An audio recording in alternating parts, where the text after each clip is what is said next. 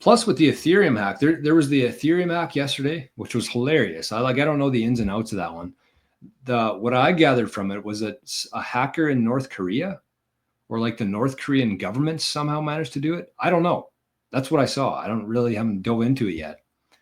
But the hilarious thing is that the Ethereum Foundation actually wanted to do a rollback of the Ethereum chain, hard fork it, so that all of those Ethereum that were hacked, they wouldn't exist anymore pretty much.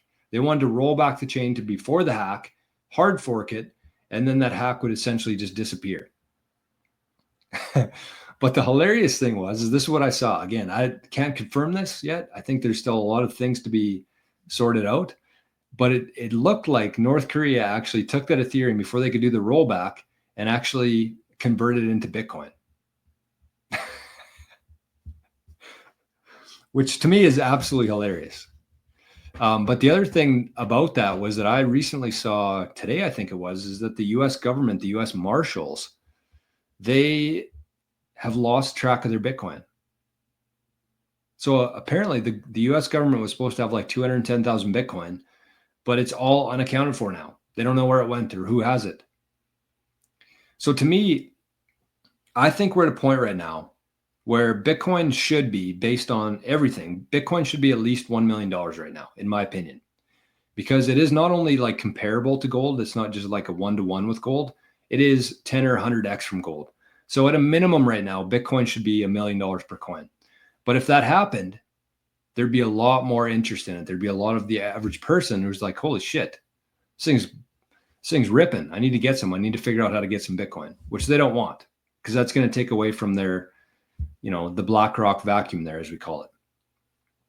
So I really think that there's a whole lot of like games happening right now. I think that there's a lot of paper Bitcoin. And so somebody might say, well, the US government, maybe they just lost their keys. Maybe they, somebody got fired. They lost their keys. That Bitcoin's lost now. I don't think that's the case at all. I think between the US government, between a few big corporations, I'm not going to say their names, I think that there's a ton of paper Bitcoin right now. And if people realized how much paper Bitcoin there was compared to the actual amount of Bitcoin, people would have a shit fit about it.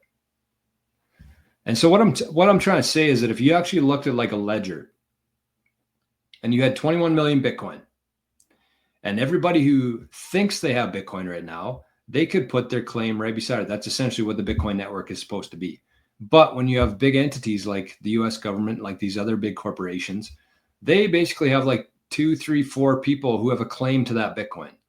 And those extra two Bitcoin, essentially, that's paper Bitcoin. That's Bitcoin that doesn't exist.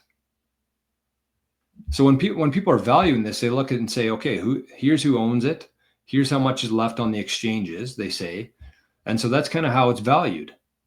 But I just think there's so much paper Bitcoin out there right now. And if people actually understood how little Bitcoin was available and how many people actually had claims to all this Bitcoin,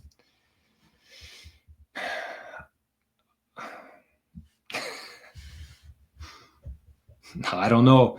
There's something going on there for sure. There's something going on there.